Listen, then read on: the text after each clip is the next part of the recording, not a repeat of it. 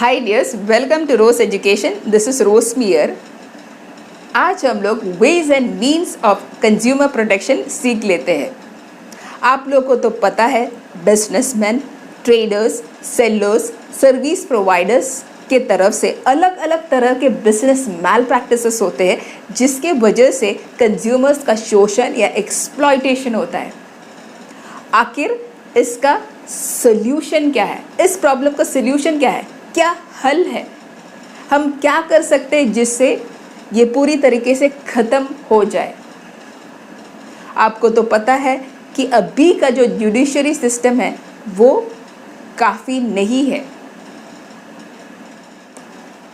तो ऐसे कौन कौन से तरीके हैं जिससे कंज्यूमर का प्रोटेक्शन हो? That is ways and means of consumer protection. वो हम लोग सीख लेते हैं एक एक करके। फर्स्ट पॉइंट यहाँ पे है लोक अदालत। लोक यानी कि पीपल, अदालत यानी कि कोर्ट, यानी कि इसको पीपल्स कोर्ट भी बोला जाता है। इसका एक एडवांटेज ये है कि इट इज़ इकोनॉमिकल। ऐसा क्यों? क्योंकि इसमें जो है ज़्यादा खर्चा करना नहीं पड़ता है। दूसरा एडवांटेज ये है कि यहाँ पे जो है जल्द से जल्द डिसीजन लिया जाता है, यानी कि प्रॉब्लम का सल्यूशन जो है एकदम फटाक से मिल जाता है। तो ये इफ़ेक्टिव है। जबकि कोर्ट में तो आपको पता है कि जो केस फाइल किया गया है उसको काफ़ी ज़्यादा टाइम लगता है, या महीने या साल लगते हैं, और वहाँ पे ज़्यादा खर्चा करना पड़ता है। So here it is economical and effective.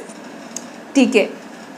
अभी जो एग्रीव्ड पार्टी है या पीड़ित पार्टी जब ये अप्रोच करता है लोक अदालत में, तो वो जो प्रॉब्लम है या इशू है उसका चर्चा किया जाता है या डिस्कशन किया जाता है, और दोनों पार्टीज़ के बीच में कॉम्प्रोमाइज़ से जो है सॉल्यूशन निकाला जाता है, या तो फिर एक समझौता से जो है सॉल्यूशन जल्दी से जल्दी या डिसीजन जल्दी से जल्दी जो है वो निकाला जाता है।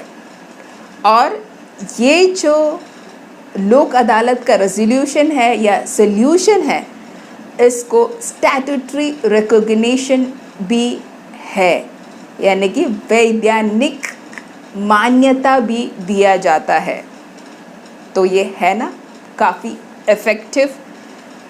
Railway authorities, banks, insurance companies, ठीक है, इलेक्ट्रिसिटी, ये सभी जो है लोक अदालत का इस्तेमाल करते हैं लोगों का प्रॉब्लम्स सॉल्व करने के लिए। Second point is of public interest litigation. Public interest litigation को जनहित याचिका भी बोलते हैं। PIL दाखिल किया जा सकता है कोर्ट में जनरल पब्लिक के इंटरेस्ट में या सोसाइटी के इंटरेस्ट में। ऐसा ज़रूरी नहीं है कि जो PIL दाखिल कर रहा है कोर्ट में वो जुड़ा हो उस कंप्लेंट या ग्रीवेंस के साथ में, ऐसा ज़रूरी नहीं है। कोई भी आम आदमी PIL दाखिल कर सकता है। एग्ज़ाम्पल के तौर पर अगर बोला जाए तो कंस्ट्रक्शन कंपनीज जब भी झाड़ काटते हैं और वहाँ पे पोल्यूशन अगर क्रिएट होता हो, या तो फिर फैक्ट्रीज़ के द्वारा एयर पोल्यूशन क्रिएट किया जा रहा हो, ऑफ कोर्स वहाँ के लोग जो है वो अफेक्ट हो रहे हैं ना। इसके अलावा जब रोड ठीक से मेंटेन नहीं किया जा रहा हो, या तो सीवेज का प्रॉब्लम हो रहा है, सीवेज ठीक से मेंटेन नहीं किया जा रहा है, या तो स्ट्रीट लाइट्स नहीं है एक पर्टिकुलर एरिया में और वहाँ पे जो है काफ़ी अंधेरा है, कुछ दिख नहीं रहा है, ऐसे प्रॉब्लम्स होता हो, या तो फिर किसी जगह पे चाइल्ड लेबर हो रहा है, चाइल्ड मैरिज हो रहा है, ठीक है। इसके अलावा किसी भी तरह का हरासमेंट हो रहा है लेडीज़ का, जहाँ पे वो लोग काम कर रहे वर्क प्लेस पे, ठीक है। ऐसे जो भी प्रॉब्लम्स होते हैं इसमें PIL दाखिल किया जा सकता है कोर्ट में। और ऐसा ज़रूरी नहीं है कि जो व्यक्ति कंप्लेंट कर रहा है वो इस कंप्लेंट के साथ में जुड़ा हो, कोई भी इंसान कर सकता है।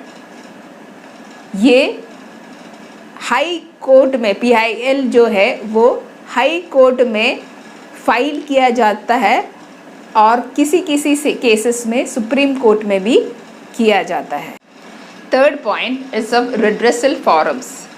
कंज्यूमर प्रोटेक्शन एक्ट के तहत 3 रिड्रेसल फॉरम्स बनाया गया है जहाँ पे कंज्यूमर्स अपना कंप्लेंट दाखिल करवा सकता है।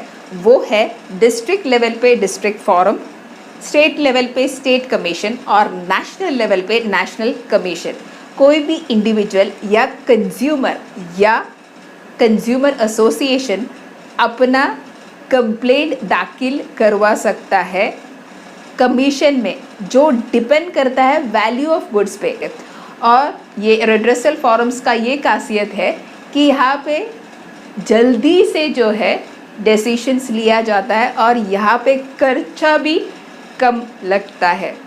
Fourth point is of awareness programme. Government अपनी तरीके से पूरी कोशिश कर रहे हैं कंज्यूमर्स में अवेयरनेस लाने के लिए।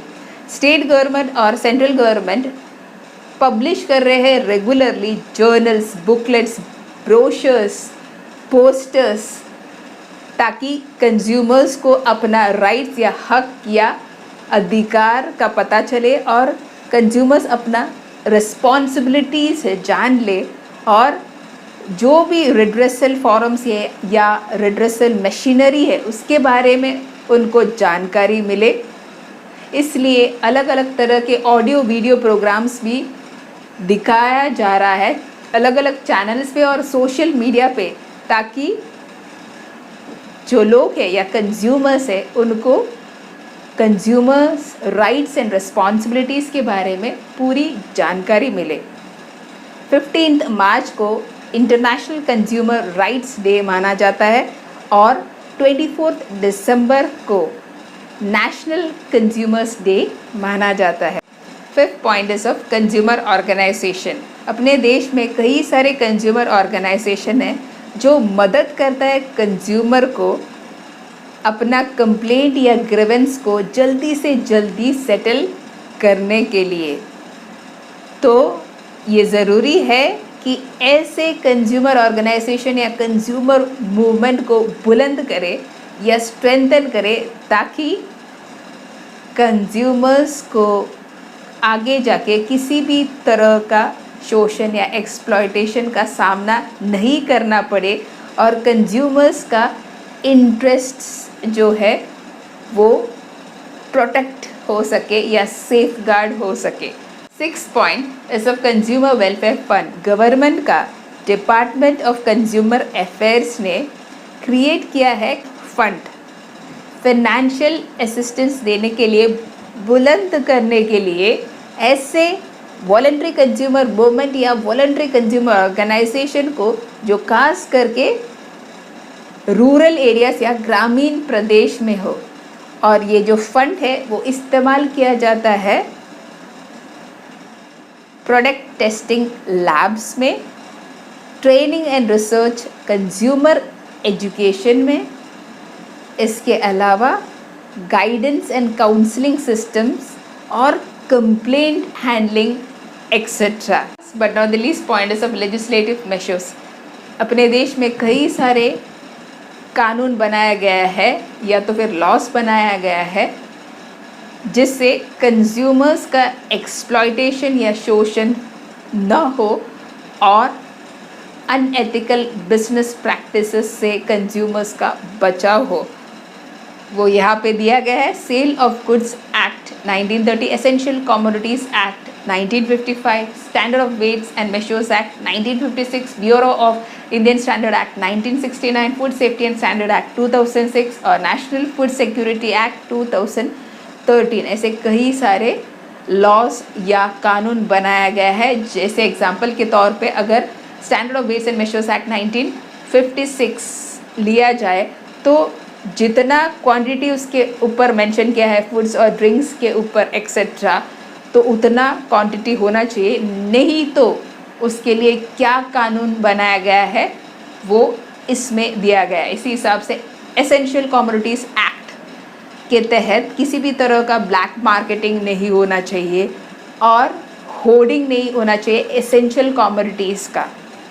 ठीक है, तो ऐसे कई सारे कानून बनाया गया है, लेकिन यहाँ पे एक प्रॉब्लम ये आता है कि इतने सारे कानून बनाने के बावजूद भी